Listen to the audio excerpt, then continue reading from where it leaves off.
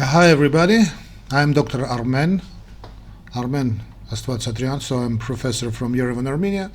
For you, I'm Dr. Y, my friends. And today's lecture is concerning peptic ulcer disease.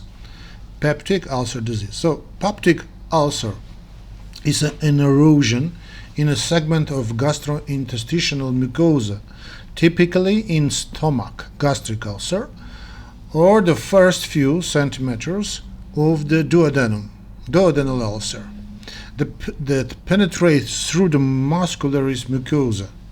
Nearly all ulcers are caused by Helicobacter pylori infection or nonsteroidal anti-inflammatory drug use, NSAID.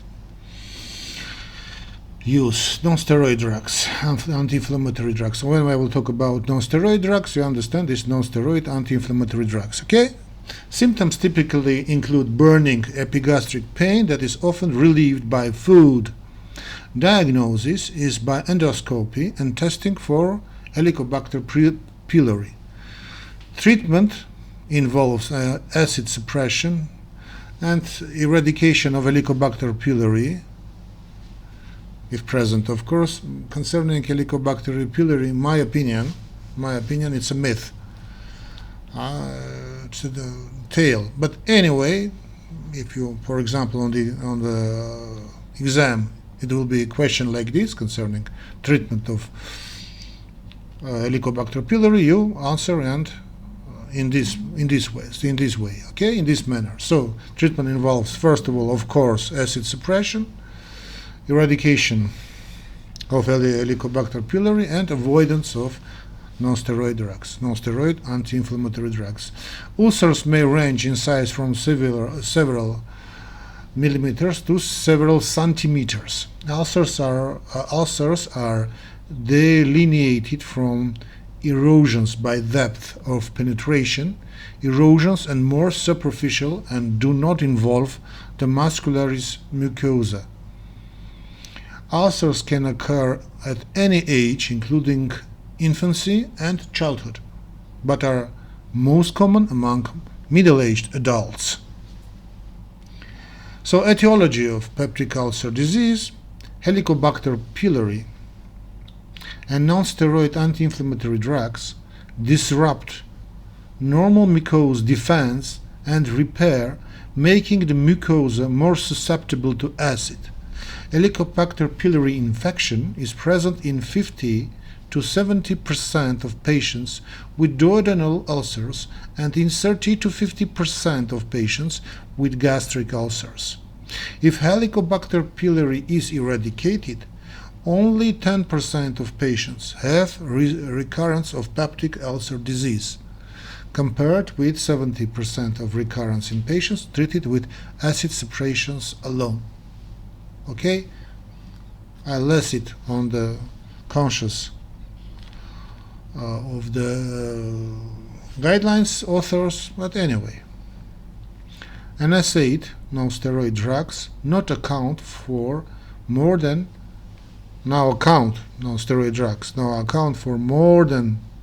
50% of peptic ulcers.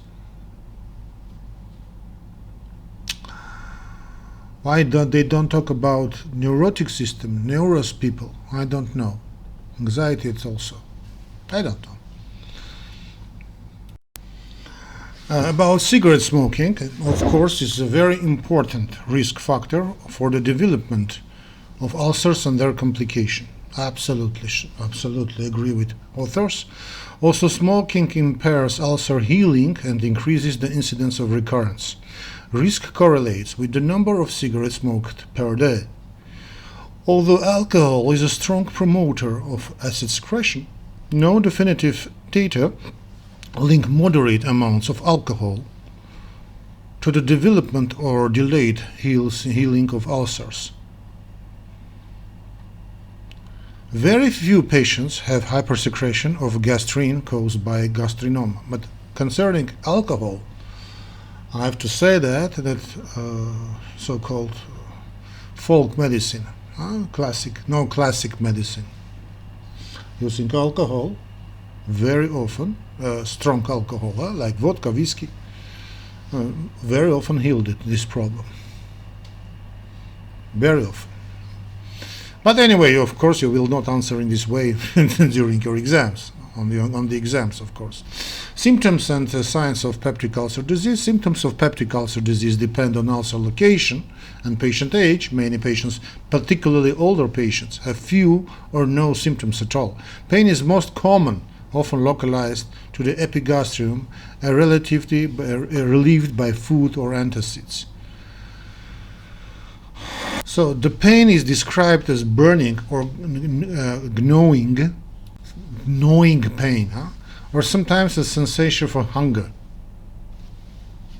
Sensation of hunger. Yeah, exactly, sensation of hunger. The course is usually chronic and recurrent. Only about half of patients present with a characteristic pattern of symptoms. Gastric ulcer symptoms often do not follow a consistent pattern. For example, eating sometimes exacerbates rather than relieves pain.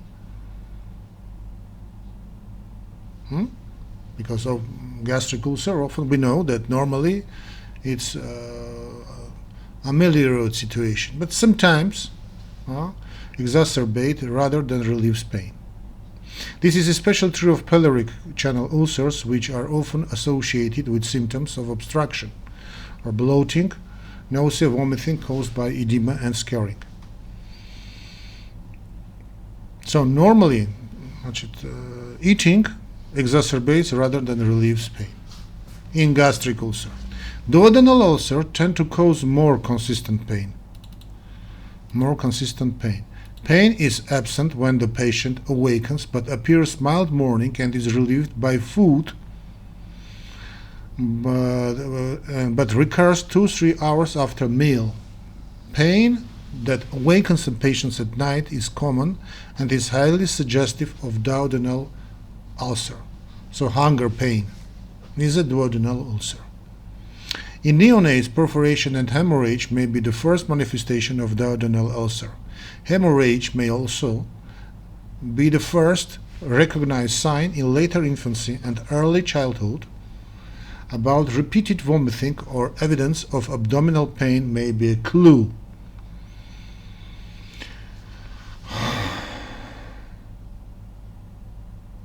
Concerning diagnosis of these symptoms, of this problem of peptic ulcer disease, endoscopy, sometimes serum gastrin levels. Diagnosis of peptic ulcer is suggested by patient history and confirmed by endoscopy. Empiric therapy is often begun without definitive diagnosis. However, endoscopy allows for a biopsy or cytologic brushing of gastric and esophageal lesions to distinguish between simple ulceration and ulcerating stomach cancer. Stomach cancer may manifest with similar manifestations and must be excluded, especially in patients plus 45, have lost weight or report severe or refractory symptoms.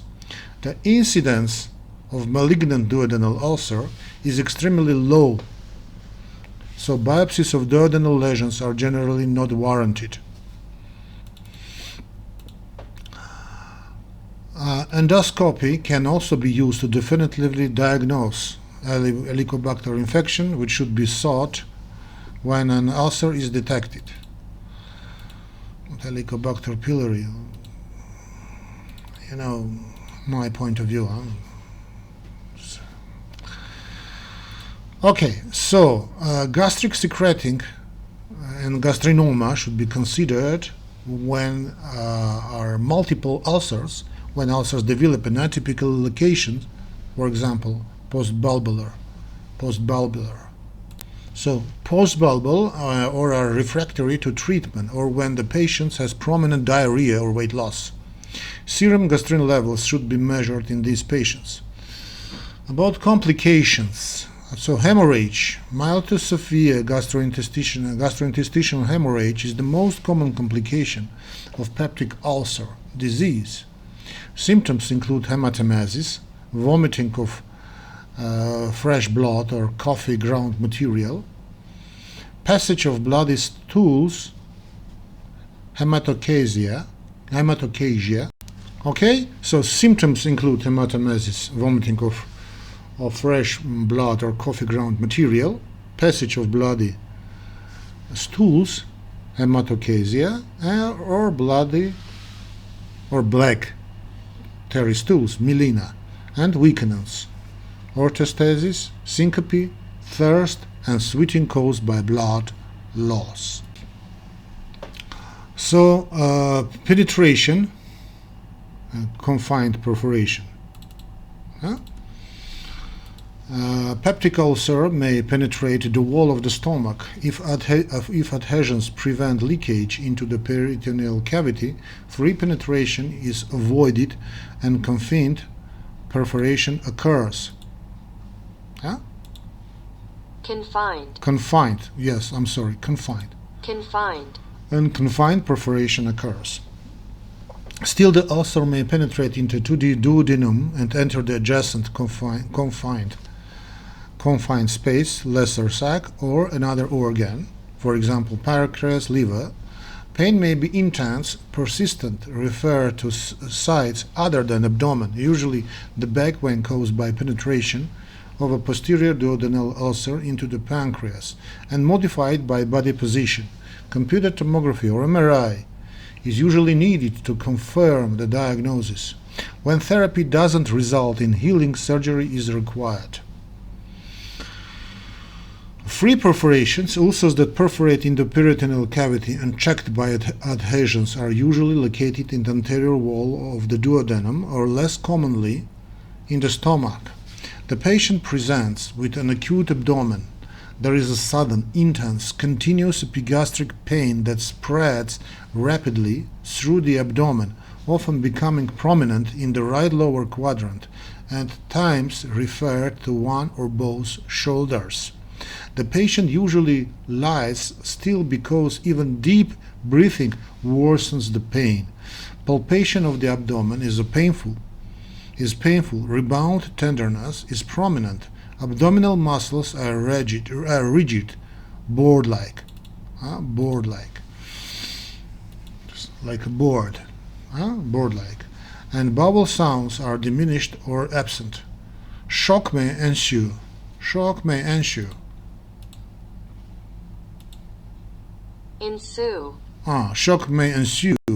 Heralded by increased pulse rate and decreased blood pressure and urine output. Symptoms may be less striking or in older or more moribund patients. Right? Moribund patients and those receiving corticosteroids or immunosuppressants. Diagnosis is confirmed of an X-ray or computer tomography shows free air under the diaphragm or in the peritoneal cavity. Upright views of the chest and abdomen are preferred. The most sensitive views is the lateral X-ray of the chest. Severely ill patients may be unable to sit upright and should have a lateral decubitus X-ray of the abdomen. Failure to detect free air doesn't exclude the diagnosis. Immediate surgery is required. The longer the delay, the poorer is the prognosis. Intravesical antibiotics effective against intestinal flora, for example, cefotetan or amikacin plus clindamycin, should be given. Usually, a nasogastric tube is inserted to do continuous nasogastric suction. In the suction. But of course, in the rare cases when surgically cannot be done, prognosis is poor. Gastric outlet obstruction. Obstruction may be caused by scarring, spasm, or inflammation from an ulcer. Symptoms include recurrent large vomiting occurring more frequently at the end of the day and often as late as 6 hours after the last meal. Loss of appetite with persistent bloating or fullness after eating also suggests gastric outlet obstruction. Prolonged vomiting may cause weight loss, dehydration, and alkalosis. If the patient's history suggests obstruction, physical examination, gastric aspiration, or X-rays may provide evidence of retained gastric contents. A secretion splash heard more than 6 hours after meal or aspiration of fluid flood residue less than 200 milliliter after an overnight fast suggests gastric retention. Yeah. If gastric aspiration shows marked retention, the stomach should be emptied and an endoscopy should be done, on X-rays should be taken to determine site, cause, and degree of obstruction. Edema or spasm caused by an active pyloric channel ulcer is treated with gastric decompression by nasogastric suction and acid suppression, for example, intravenous H2 blocker or intravenous proton pump inhibitor. Yeah. Dehydration, right? Right, my beauty? Dehydration. Dehydration. Okay, dehydration, electrolyte imbalances resulting from protracted vomiting or continued nasogastric suctioning should be vigorously sought and correct. Prokinetic agents are not indicated. Generally, obstruction resolves within 2 to 5 days of treatment. Prolonged obstruction may result from peptic scarring and may respond to endoscopic pyloric balloon dilation. Surgery is necessary to relieve obstruction in selected cases. Factors that affect recurrence of ulcer include failure to eradicate Helicobacter pylori. Continued nonsteroidal anti-inflammatory drug, and smoking. Less commonly, a gastrinoma may be the cause. The 3-year recurrence rate for gastric and duodenal ulcers is less than 10% when Helicobacter pylori is successfully eradicated, but it's more than 50% when it's not. Thus, a patient with recurrent disease should be tested for Helicobacter pylori and treated again if the tests are positive. Although long-term treatment with H2 blockers, proton pump inhibitor, or misoprostol reduces the risk of recurrence, their routine use for this purpose is not recommended. Hey, doctors that prescribe, misoprostol, omeprazole, pantoprazole for years. It's not recommended, it's in your guideline. Patients who require nonsteroidal drugs after having had a peptic ulcer are candidates for long-term therapy and are those with a marginal ulcer or prior perforating or bleeding. So stomach cancer, patients with Helicobacter pylori associated ulcers have 3 to 6-fold increase of gastric cancer later in life. There is no increased risk of cancer with ulcers of their etiology. Treatment of peptic ulcer disease. The eradication of Helicobacter pylori when present, or if present. Acid suppressive drugs. Treatment of gastric and duodenal ulcers requires eradication of Helicobacter pylori when present, and the reduction of gastric acidity. For duodenal ulcers, it's particularly important to suppress nocturnal acid secretion. My dear friends, the most important thing in these situations, yes, of course, don't talk about Helicobacter pylori, you know my opinion. But the principle is of course, stop smoking. The principle is dealing with a nervous system. Is a calming person, is maybe giving some medicals, I don't know, like antidepressants, anti-anxiety drugs, and so, because this is the most important thing. Methods of decreasing acidity include a number of drugs, which are effective but which vary in cost, duration of therapy, and convenience of dosing. In addition, mucosal protective drugs, for example, sucral fat, and acid-reducing surgical procedures may be used. Drug therapy, for gastric acidity exists, of course. So adjacent, smoking should be stopped, and alcohol consumption should be stopped or limited to small amounts of dilute alcohol.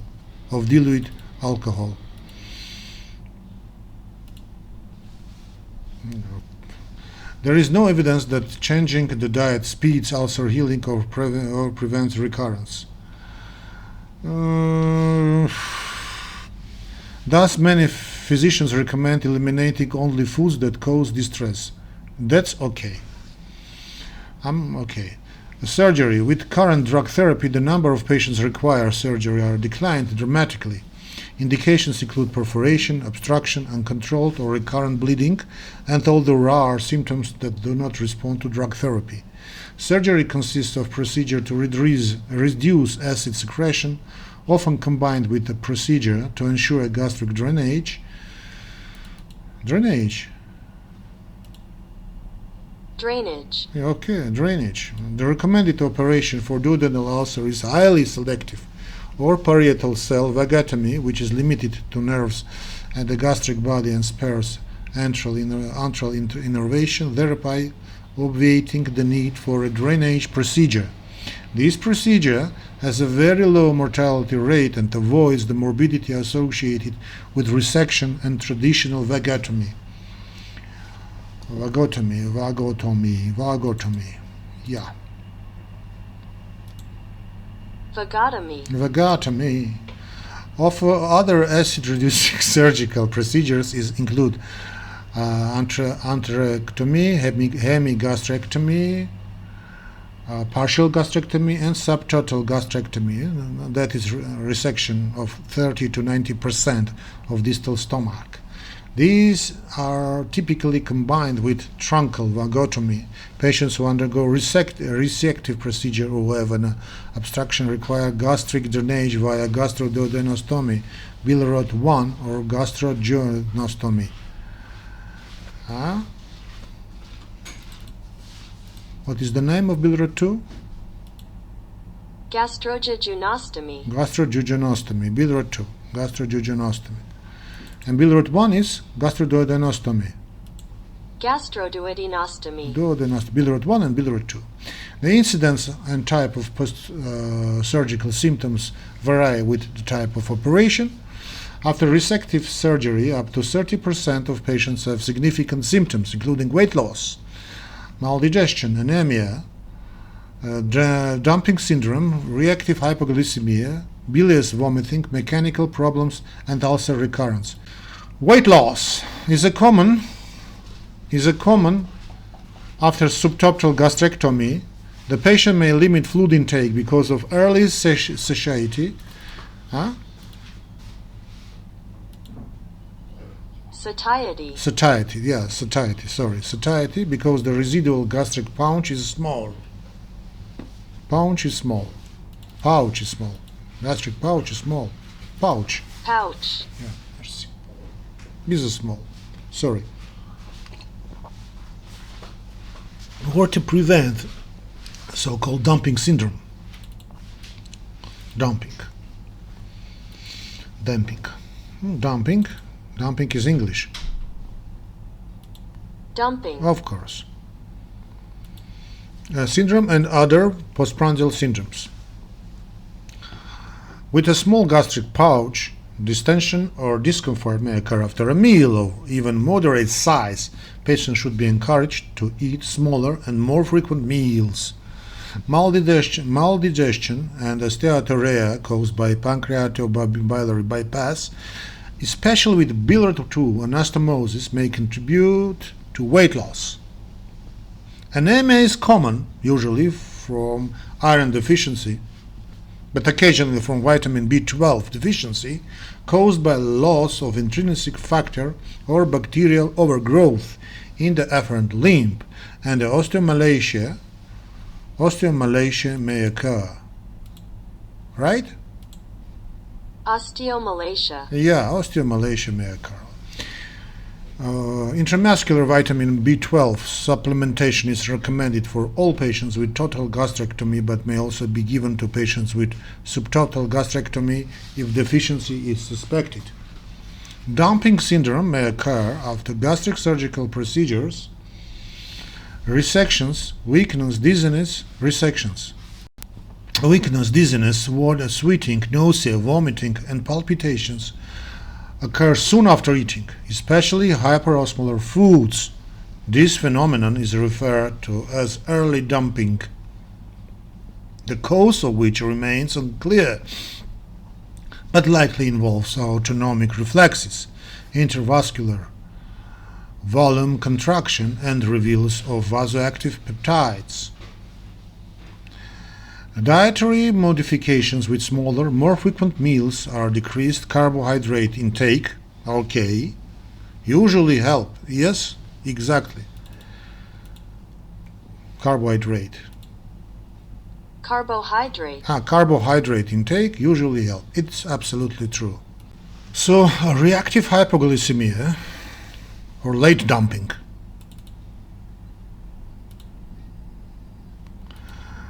Another form of the syndrome results from rapid emptying of carbohydrates from the gastric pouch. Early high peaks in blood glucose stimulate excess release of insulin, which leads to symptomatic hypoglycemia several hours after the meal.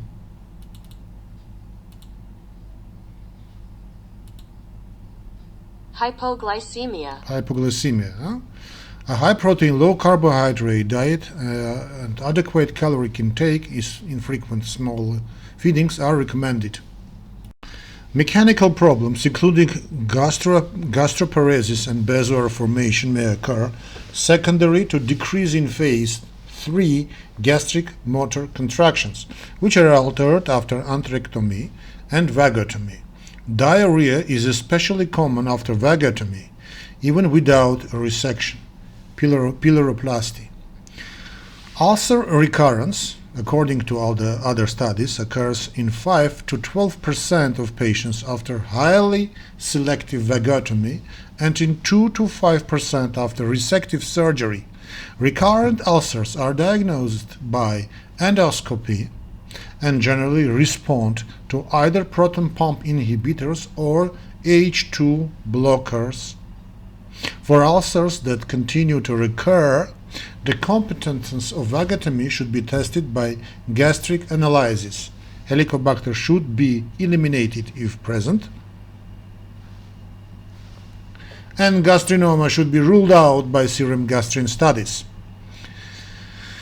So finally, key points. Peptic ulcers affect the stomach or duodenum and can occur at any age, including infancy and childhood. Most ulcers are caused by Helicobacter pylori infection or nonsteroidal anti-inflammatory drug use. Both factors disrupt normal mucosal defense and repair, making the mucosa more susceptible to acid. Burning pain is common. Food may worsen gastric ulcer symptoms, but relieve duodenal ulcer symptoms. Acute complications include gastrointestinal bleeding and perforation. Chronic complications include gastric outlet obstruction, recurrence, and when Helicobacter pylori infection is the cause, stomach cancer. Diagnose with endoscopy and do test for Helicobacter pylori infection. Give acid-suppressing drug and therapy to eradicate Helicobacter pylori. No, that's all concerning peptic ulcer disease, my friends. Thank you for your attention. Please do not forget to make your donations to our channel through YouTube possibilities, or if it's not okay for you, my MasterCard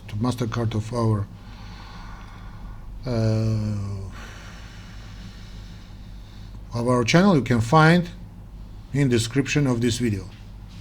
Or anyway, if you want to make your donations, it's not a problem for you.